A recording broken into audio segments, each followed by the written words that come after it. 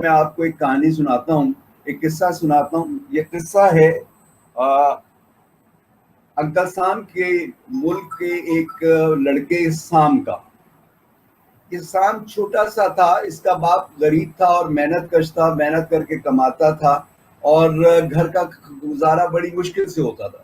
اس کی ماں اپنے شوہر سے کہتی رہتی تھی کہ کوئی اور کام کر لو جس سے ہمارا گزارا بہتر ہو جائے, ہم بڑی غربت اور قسم پرسی کی حالت میں زندگی گزار رہے ہیں.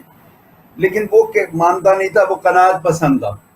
اس کی ماں نے پھر یہ کیا کہ اس اپنے بچے کو سام کو اس کو جو ہے اس کو ایک جو بازار سے دودھ لا کے اور شیشیوں میں ڈال کے, امریکہ کے اندر وہ دودھ شیشیوں میں ڈال کے اور دروازوں کے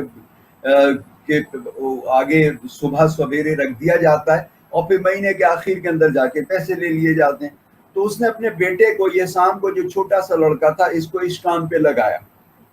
وہ کرتے کرتے اس کا لڑکے کا دل جو ہے, اس کا ذہن چلا گیا کاروبار کی طرف. اب اس کے پاس کوئی تعلیم نہیں تھی, کسی قسم کا کوئی ایکسپیرینس نہیں تھا, کوئی نالج نہیں تھی, کوئی ڈگری نہیں تھی, کچھ بھی نہیں تھا اور نہ کوئی پیسے تھے. تو اس نے کیا کیا کہ ایک چھوٹے سے کریانے کی دکان شروع کر دی. ایک کریانے کی دکان اس نے شروع کر دی اور اس کے اندر چھوٹی چھوٹی چیزیں لا کے محلے کے اندر وہ بیچنی شروع کر دی. کہ اس سے تھوڑا سا کاروبار, جو دودھ کا کام کر رہا تھا, اس سے تھوڑا سا کاروبار بہتر ہو.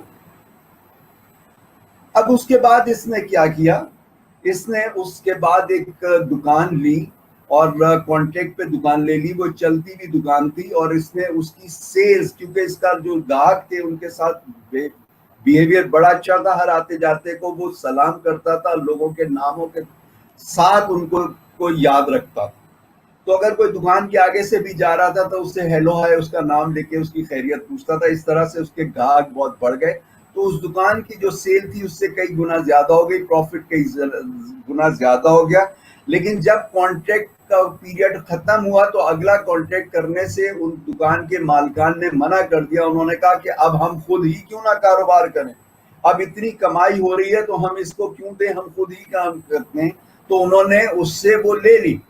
اب یہ لڑکا پھر فٹ پاتھ پہ آ گیا, لیکن اس نے ہمت نہیں ہاری. اس کے بعد اس نے ایک اور دکان لی, اس کے بعد اس کو چلایا. اس کے بعد وہ دکانیں لیتا چلا گیا, بڑھاتا چلا گیا. اس وقت اس کی جو دکانیں ہیں وہ بڑے بڑے مالز کی شکل میں ہیں, اور وہ اتنے بڑے مال ہیں کہ ہمارے یہاں جیسے چیز, امتیاز وغیرہ جو ہیں وہ اس کے ایک کونے میں آ جائیں, اتنے بڑے بڑے مالز ہیں اس کے پاس. ان مالز کی تعداد کتنی ہے؟ ان کی تعداد ہے 11,000 سے زیادہ, دنیا کے کئی ممالک کے اندر ہے. اس کی سال کی سیلز کتنی ہے؟ 500 ارب, 500 بلین ڈالر.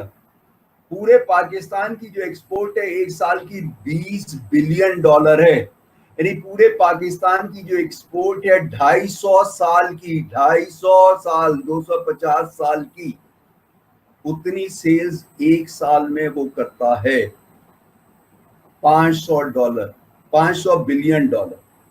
اب آپ اس کا والیوم کا اندازہ کر لیجیے. اس کے پاس 22,000 سے زیادہ ملازم ہیں جن کو وہ اپنی آمدنی میں سے شیئر دے رہا ہے, اور وہ شروع سے ہی شیئر دے رہا تھا. اس طرح سے وہ ایکسپینڈ کرتا گیا کہ اپنے ملازمین کو وہ شیئر دیتا تھا, جو بھی پروفٹ ہوتا تھا اس میں سے حصہ دیتا تھا. تو جو اس کے ملازمین تھے وہ اور دل لگا کے کام کرتے تھے, اور ان کو وہ امپلائی یا ملازم کہنے کے بجائے ایسوسیٹ کہتا. تو اس کے 22 لاکھ سے زیادہ ایسوسیٹس.